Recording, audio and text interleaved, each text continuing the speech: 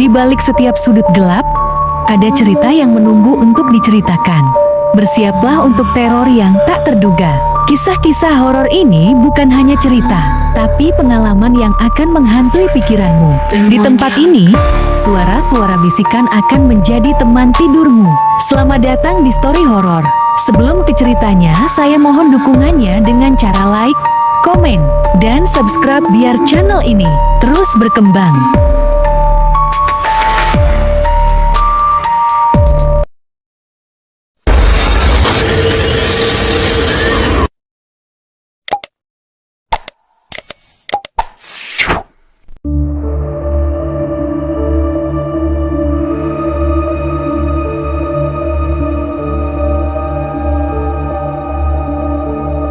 Malam selalu menyimpan cerita. Ada yang menganggapnya hanya dongeng untuk menakut-nakuti anak-anak. Namun, ada juga yang pernah mengalami sendiri kejadian yang sulit dijelaskan dengan logika. Cerita kali ini mengisahkan sekelompok pemuda yang nekat memainkan permainan pemanggil arwah bernama Jalangkung di sebuah rumah tua yang sudah lama kosong. Apa yang awalnya hanya dianggap hiburan berubah menjadi teror yang menghantui mereka selama berhari-hari. Siapkan diri kalian, matikan lampu jika berani, dan mari kita mulai kisahnya.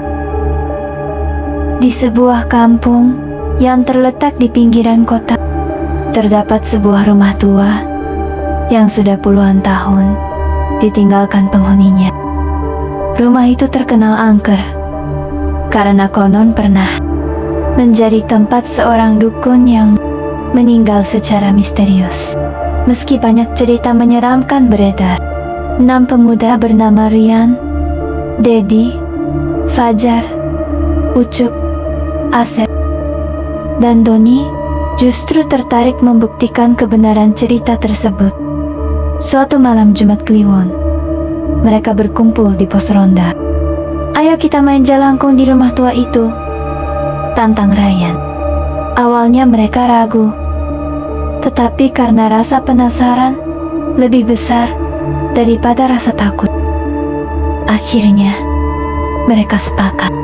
Mereka membuat boneka jalangkung dari batok kelapa dan kayu, seperti yang diajarkan orang-orang tua.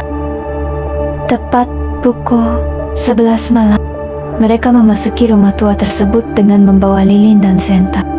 Udara di dalam rumah terasa dingin, meski malam sedang tidak hujan. Mereka duduk melingkar di ruang tengah yang dipenuhi debu.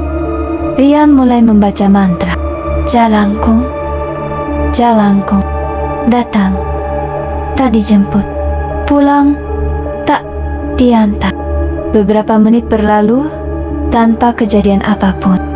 Doni mulai tertawa. Bohong semua cerita ini. Namun, tiba-tiba lilin di depan mereka padam bersamaan. Ruangan menjadi gelap gulita. Angin dingin berembus dari arah tangga, meskipun semua jendela tertutup rapat. Fajar yang memegang senter segera menyalakannya. Saat cahaya menyapu ke arah tangga, terlihat sesosok bayangan hitam berdiri diam. Tubuhnya tinggi dan kurus. Wajahnya tidak terlihat jelas. Mereka semua terdiam.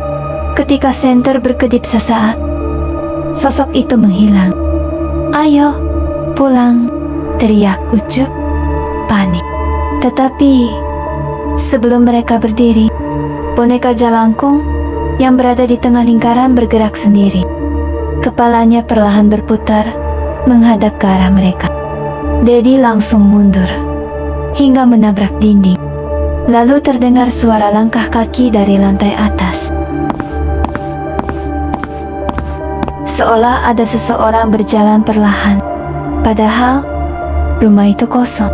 Rian memberanikan diri melihat ke lantai 2.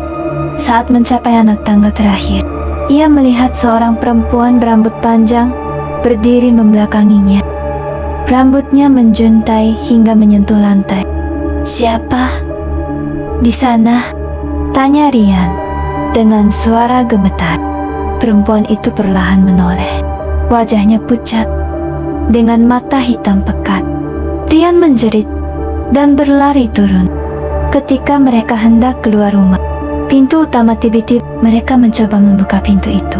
Tetapi seolah ada sesuatu yang menahannya dari luar. Saat itulah terdengar suara tawa perempuan menggema dari seluruh penjuru rumah. Semua pemuda itu membaca doa sekuat tenaga. Setelah beberapa menit yang terasa sangat lama, pintu akhirnya terbuka sendiri. Mereka berlari keluar tanpa menoleh sedikit pun. Namun teror belum berakhir. Sejak malam itu, satu persatu dari mereka mengalami kejadian aneh. Doni sering melihat sosok perempuan berdiri di depan jendela kamarnya. Setiap tengah malam, Fajar mendengar suara langkah kaki mengelilingi rumahnya. Ucup sering terbangun karena merasa ada seseorang duduk di ujung tempat tidurnya. Yang paling parah adalah Rian. Setiap malam ia bermimpi berada di rumah tua tersebut. Dalam mimpinya, perempuan berambut panjang itu selalu berkata, "Kalian memanggilku. Sekarang aku ikut pulang." Tubuh Rian semakin lemah dari hari ke hari. Wajahnya pucat dan matanya cekung. Akhirnya mereka meminta bantuan seorang ustaz di kampung. Setelah mendengar cerita mereka, sang ustaz langsung menggeleng. "Kalian lupa menutup permainan itu dengan benar. Ada sesuatu yang ikut bersama kalian." Malam berikutnya, mereka diajak kembali ke rumah tua itu untuk melakukan doa dan ritual penutupan. Saat doa dibacakan, terdengar suara jeritan perempuan dari lantai atas.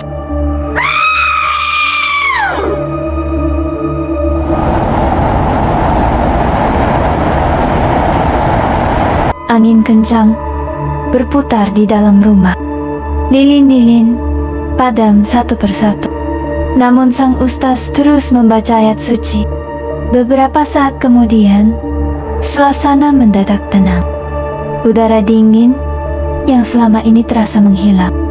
Sejak saat itu, gangguan perlahan berhenti. Rumah tua tersebut akhirnya dibongkar beberapa tahun kemudian. Tetapi hingga sekarang, warga sekitar masih mengingat kejadian malam Jumat Kliwon, ketika 6 pemuda nekat memainkan jalangkung. Dan menurut cerita warga setempat, terkadang masih terdengar suara tawa perempuan dari bekas lokasi rumah itu ketika malam tiba. Begitulah kisah mistis tentang sekelompok pemuda yang memainkan jalangkung hanya untuk membuktikan keberanian mereka. Terlepas dari benar atau tidaknya cerita ini, banyak orang percaya bahwa ada hal-hal yang sebaiknya tidak dicoba hanya karena rasa penasaran.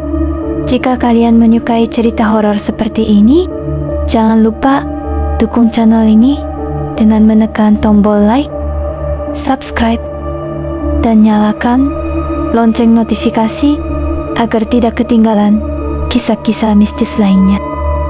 Sampai jumpa di cerita berikutnya. Selamat malam, dan semoga tidak ada yang berdiri di belakang kalian saat ini.